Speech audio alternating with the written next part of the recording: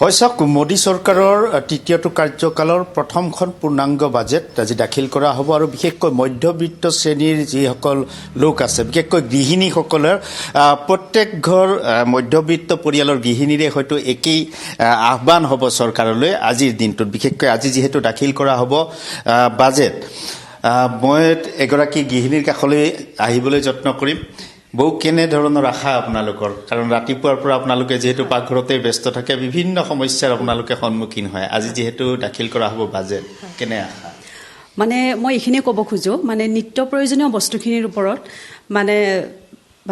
মূল্য বৃদ্ধি হোৱাটো আমি নিবিচাৰোঁ গৃহিণীসকলে কিয়নো যিখিনি বস্তু আমাক লাগিবই সেইখিনি সদায় লাগিব আৰু সেইখিনি আজি বজাৰত গ'লে আপোনাৰ 50 টকা 100 টকাৰ তলত একোৱেই নাই মিঠাতেলৰ দাম 200 টকা গতিকে আমাৰ গৃহিণীসকলে বুজি পায় যে কিমান কষ্ট হয় এখন ঘৰ চলাবলৈ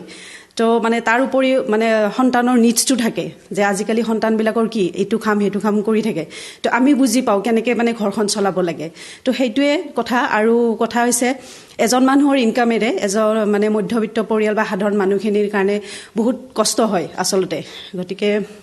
মই বিচাৰোঁ মানে বিত্তমন্ত্ৰী মহোদয়ক এইখিনি অনুৰোধ কৰিব বিচাৰোঁ যাতে তেওঁ আমাৰ কথা ভাবে আমাৰ সাধাৰণ মানুহখিনিৰ কথা ভাবে আৰু সেইখিনি বিচাৰোঁ আৰু বাজেটখন যাতে আমাৰ বাবে হয় সাধাৰণ মানুহখিনিৰ বাবে হয় আৰু মই মানে ভাল পাম আৰু হ'লে আৰু হয় আশা প্ৰত্যেকৰে থাকে মধ্যবিত্ত পৰিয়ালৰ লোকসকলৰ দাদা আছে মোৰ সৈতে দাদা কেনে আশা কৰে আশা প্ৰত্যাশা সকলোৰে থাকে এইবাৰ যিহেতু আজিৰ দিনটোত পুনৰ দাখিল কৰা হ'ব বাজেট এই বাজেটখন আচলতে এখন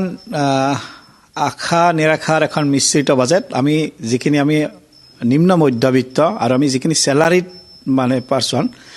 চেলাৰিড এমপ্লয় সেইখিনিৰ কাৰণে আমাৰ কিছু পৰিমাণে ভালো আছে বেয়াও আছে কথা হৈছে আমি এটা ক্ষেত্ৰত আমি অলপ কিছু ধন্যবাদ দিব লাগিব আমাৰ ষ্টেণ্ডাৰ্ড ডিডাকশ্যনটো 50,000ৰ পৰা 7 দাখিল কৰিব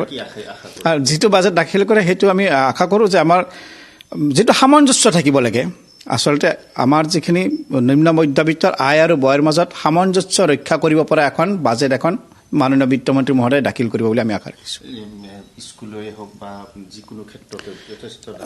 দাম বৃদ্ধি যথেষ্ট হৈছে সেইটো আমাৰ মই তাকে ক'ব সেইটো কথাকে আচলতে ক'ব খুজিছোঁ যে তুলনামূলকভাৱে এজন আমি চেলাৰিড পিপল হিচাপে আমি কৈছোঁ